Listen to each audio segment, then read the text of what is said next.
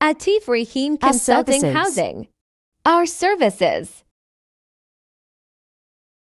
Digital survey. Plan and design. Estimate. Introil Design. Cell phone 01818408158. Email atiqislam to 93@gmail. 107 Adisha Hor DB Road, Mymensingh.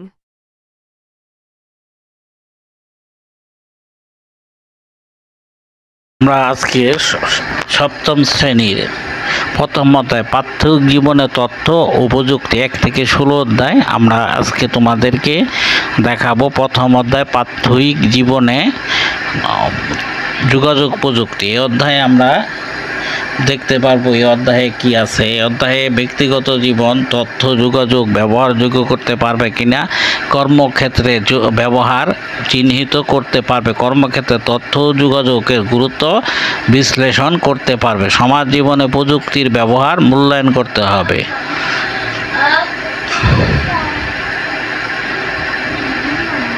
ব্যক্তিগত জীবনে তথ্য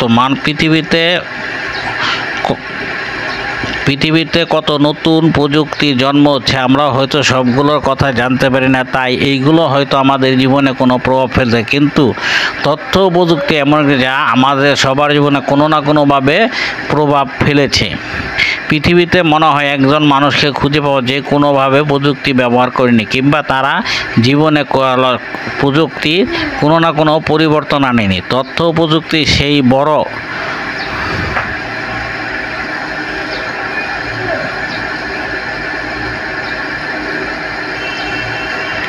তথ্য প্রযুক্তি সেই শুধু যে রাষ্ট্রীয় বড় বড় বিষয় বা আন্তর্জাতিক বিষয় জগতে ব্যবহৃত হয় তা না, একেবারে সাধারণ মানুষের জীবনেও সেটি ব্যবহৃত হয়। তুমি যদি চোখ মেলে চারিদিকে তাকাও, তুমি দেখবে তোমার চারপাশে পরিচিত মানুষ, তোমার আত্মীয় স্বজন, বন্ধু বান্ধব, শিক্ষকরা, তোমার ক্লাসের বন্ধুরা, তুমি কোনো না কোনোভাবে অন্তত পক্ষে গুরুত্বপূর্ণ চেষ্টা করে দেখা যাক। ব্যক্তিগত তথ্য প্রযুক্তির প্রথম চারপাশে প্রায় সবাই মোবাইল টেলিফোন এমন ইচ্ছে করলে যে একজনের সাথে টেলিফোন এবং যোগাযোগ করতে পারে, নিচে অনুধাবন করতে পারো। কোনো মানুষের সাথে কোন টেলিফোনে যোগাযোগ করতে পারার কারণে জীবনের মান অনেক বেড়ে গেছে, আবার অনেকের কম আমরা কি করতে পারি না যে কল্পনাও করতে। তথ্য বিনোদন প্রযুক্তিতে আমরা যে কাজ করতে পারি তা নয়, এটা এমন একটা বিনোদন চমৎকার মাধ্যম। আগে গান শোনার জন্য মানুষ আলাদাভাবে কোনো যন্ত্র ব্যবহার করত, এখন স্মার্টফোন দিয়ে যে কোনো মানুষ ছবি তুলতে পারে ও ভিডিও করতে পারে। মোবাইল ফোন ধীরে ধীরে বুদ্ধিমান একটি যন্ত্র হয়েছে, এটা দিয়ে অনেক ধরনের কাজ করা যায়। ঠিক সেরকম কম্পিউটারও ছোট হতে শুরু করছে। ডেস্কটপ থেকে ল্যাপটপ, ল্যাপটপ থেকে নোটবুক এবং নোটবুক থেকে স্মার্ট ইত্যাদি। আমার হাতে যেন একটা যন্ত্র চলে আছে, সেটা দিয়ে আমরা অসংখ্য কাজ করি। জিপিএস, গাড়ি চালিয়ে কোথাও যাওয়ার প্রথম শর্ত হচ্ছে আমরা পটকাঠ চিনতে হবে। কেউ যদি চিনতে না পারে তাহলে তারা অথচ মজার ব্যাপার, কোথাও যেতে এখন আর পথঘাট চিনতে। পৃথিবীতে ঘিরে অনেক উপগ্রহ করছে, তারা পৃথিবীতে সংকেত পায়, সেই সংকেত বিশ্লেষণে কোনো মানুষ বুঝতে পারে কোথায়। সাথে একটা ম্যাপকে জুড়ে দিতে পারলেই মানুষ যে কোনো জায়গায় চলে যেতে পারে। আজকাল নতুন সব গাড়িতে জিপিএস, কোথাও যেতে হবে সেটা জিপিএস এবং ঢুকিয়ে দিলে প্রথম স্যাটেলাইটে প্রেরণ করা হয়। বঙ্গবন্ধু স্যাটেলাইট মহাকাশ কেন্দ্রে কেনেডি কেন্দ্র থেকেও যুক্তরাষ্ট্রের মহাকাশ কেন্দ্র থেকে উৎক্ষেপণ করা হয়। নিজস্ব স্যাটেলাইটের অধিকারী দেশ বাংলাদেশ 57তম হয়েছে। দলগত কাজ, মনে করো তুমি ঠিক করেছো কোন ধরনের তথ্য ব্যবহার না করে দিনকার সারাদিন কোনো না কোনো কাজ তুমি করতে, এটা একটা তালিকা তৈরি। এখানে আমরা শিখলাম ডেস্কটপ, ল্যাপটপ, নোটবুক, জিপিএস এবং স্যাটেলাইট 1। সপ্তম শ্রেণীর তথ্য প্রযুক্তি যোগাযোগ বই 2025 প্রথম অধ্যায় প্রাত্যহিক জীবন ও যোগাযোগ প্রযুক্তি, পৃষ্ঠা 3, কাজের সমাধান আজকে তোমাদেরকে আমি করে দিচ্ছি, তোমরা দেখা। এই ভিডিওটা তৈরি করছি সপ্তম শ্রেণীর শিক্ষার্থীদের জন্য। 2025 সালে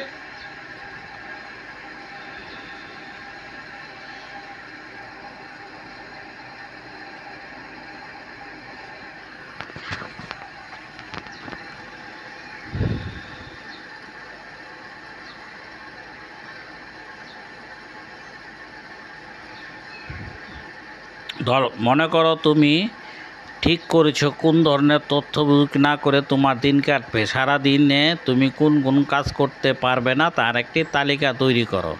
তো এইখানে আমরা নতুন যেটা শিখলাম desktop, laptop, smart GPS. Part 1 ব্যক্তিগত জীবনে তথ্য প্রযুক্তি। মনে করো তুমি কোন পাঠ্য বইয়ের সমাধান। তথ্য প্রযুক্তি বর্তমানে অত্যন্ত গুরুত্বপূর্ণ একটি মাধ্যম। তথ্য প্রযুক্তি ছাড়া তেমন কোনো কাজ করা সম্ভব নয়।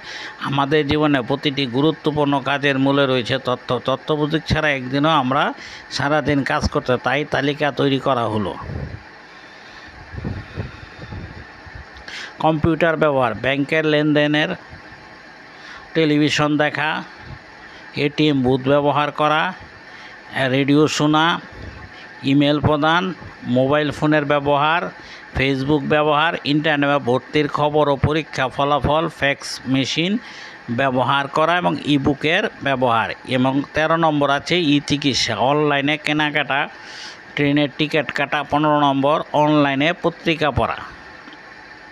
সুতরাং বলা যায় সারাদিন আমি তথ্য প্রযুক্তি ব্যতীত অক্ষম এবং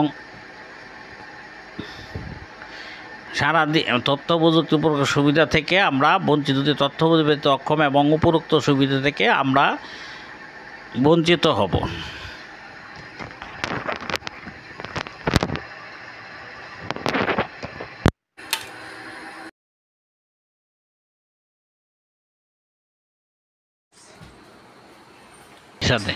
দৈনন্দিন জীবনে মানুষের প্রতি মুহূর্তে তথ্য যোগাযোগ ব্যবহার করে এই প্রযুক্তি ব্যবহার করে আমরা এত অভ্যস্ত হয়ে গেছি যে অনেক সময় বিষয়টি আমরা লক্ষ্য পর্যন্ত করে এটির ব্যবহার কত ব্যাপক তা বোঝার জন্য আমরা কাল্পনিক একজন মানুষকে কথার চিন্তা করি। ধরা যাক তার নাম সাগর। সাগরের ঘুম ভাঙলো অ্যালার্মের শব্দে। সে তার মোবাইল ফোনে টেলিফোন ভোর 6টায় অ্যালার্ম দিয়ে রেখেছিল। ভোর থেকে ওঠার সময় অ্যালার্ম দিয়ে রেখেছিল। ঘুম থেকে ওঠার সময় তার মনে পড়লো আজ ছুটির দিন, তাকে কাজ করতে হবে না। সাথে সাথে তার মনটা ভালো হয়ে গেল। অ্যালার্মটা বন্ধ করে দেওয়ার সময় লক্ষ্য করলো সেখানে ডেস্ক ক্যালেন্ডার। তাকে মনে করে দেওয়া আজ তার জন্মদিন।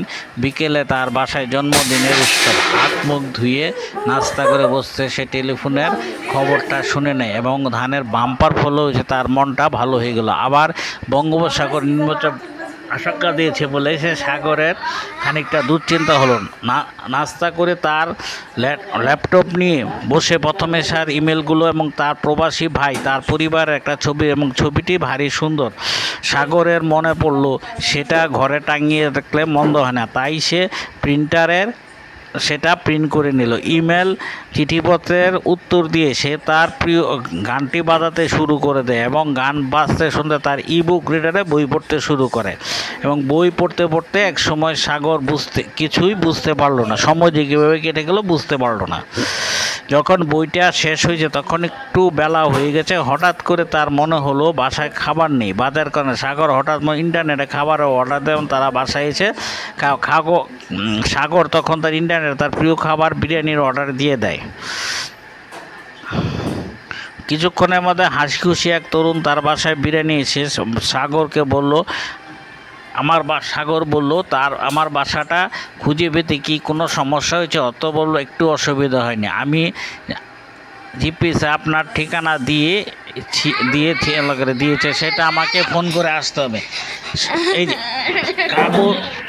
সাগর খেতে খেতে আবার তার কম্পিউটারের খবরাখবর নেয়। নিউটনও নিয়ে বিজ্ঞান একটা চমকপ্রদ একটা খবর বের হয়েছে। নিউটনও কি সাগর সেটা জানতো না। সে উইকিপিডিয়ায় নিউটনও সম্পর্কে চমৎকার একটি লেখা পড়ে নিল। শুধু তাই নয়, নতুন একটা সিনেমার নাম শুনে সিনেমাটা দেখলে মন্দ হয় না। সাগর তখন সিনেমাটা ডাউনলোড করতে শুরু করে, রাতে সেটা দেখবে।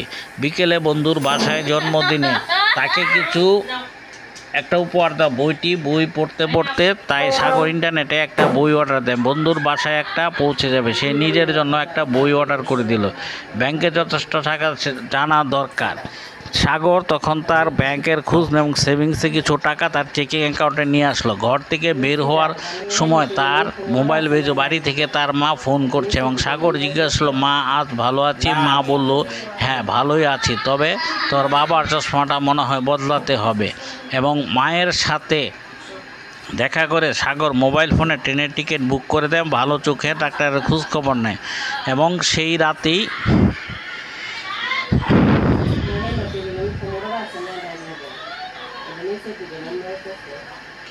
না আমি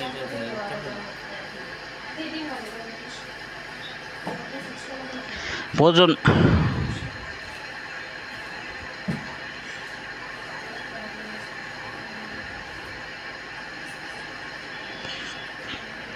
মায়ের কাছে সাগর মোবাইল সে 15 টিকিট করে বন্ধুর বাসায় ঠিকানা উৎসব মিলে যে আনন্দ করলো, ছোট বাচ্চারা এক কোনায় হইচই করলো এবং পরের দিন কাজে যেত, তাই সে সকাল সকাল শুয়ে পড়লো। বিছনায় শুয়ে শুয়ে খবরটা শুনে উপগ্রহ থেকে ছবি তুলে দেখাচ্ছে ঘূর্ণিটা আরও ঘুরে চারিদিকে এসে গেছে।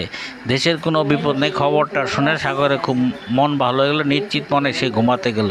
তোমরা লক্ষ্য করেছো যে তথ্য প্রযুক্তি ব্যবহার করে সারাটা দিন কাজ করেছে, অতএব কিছুক্ষণ আগে সে কল্পনা করতো।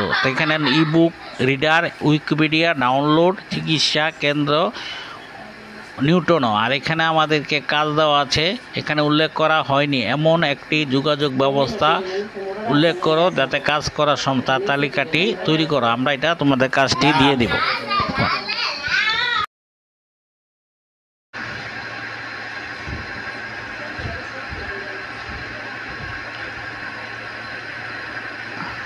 আজকে আমরা সপ্তম শ্রেণীর তথ্য যোগাযোগ প্রযুক্তি বই 2025 প্রথম অধ্যায় প্রাত্যহিক জীবনে যোগাযোগ প্রযুক্তি পৃষ্ঠা 3 কাজের সমাধান।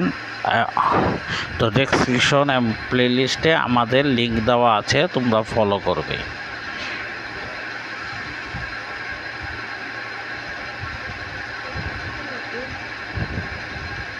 প্রথম অধ্যায় পাঠ্য জীবনের মধ্যে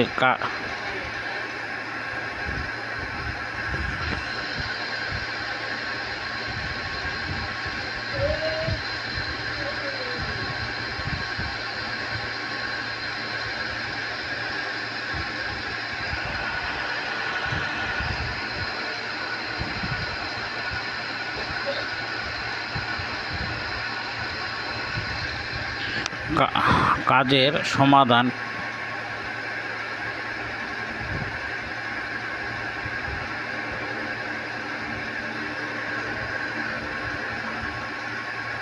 এবং লিঙ্ক দেওয়া রয়েছে এবং কাজের সমাধান দেওয়া হয়েছে। এখানে উল্লেখ করা হয়নি, কিন্তু তথ্য যোগাযোগ প্রযুক্তি ব্যবহার করে আরও কী কী কাজ সমাধান তার একটি তালিকা তৈরি করা হয়েছে। পার্ট 2 এর ব্যক্তি জীবনে তথ্য যোগাযোগ প্রযুক্তি এখানে উল্লেখ করা হয়নি, কিন্তু তথ্য যোগাযোগ প্রযুক্তি ব্যবহার করে আর কি কাজ করা সম্ভব একটি তালিকা তৈরি করা হয়। সমাধান কি এখানে উল্লেখ করা হয়নি এবং তথ্য আরও অনেক গুরুত্বপূর্ণ সময়টির তালিকা। সাবমেরিন মাধ্যমে বিভিন্ন ধরনের অনুসন্ধানমূলক কাজ করা হয়। সাবমেরিন কেবলের মাধ্যমে মুহূর্তের মধ্যে পৃথিবীর এক প্রান্ত থেকে অন্য প্রান্ত পৌঁছে রোবট দিয়ে চালকবিহীন গাড়ি অথবা ড্রোন চালনা করা হয়। রোবটের মাধ্যমে দুর্গম, প্রায় অসম্ভব, অত্যন্ত ক্ষুদ্র ক্ষুদ্র জটিল কাজ করা যায়। অপরাধ শনাক্ত করতে বায়োমেট্রিক্স পদ্ধতি ব্যবহার করা হয়।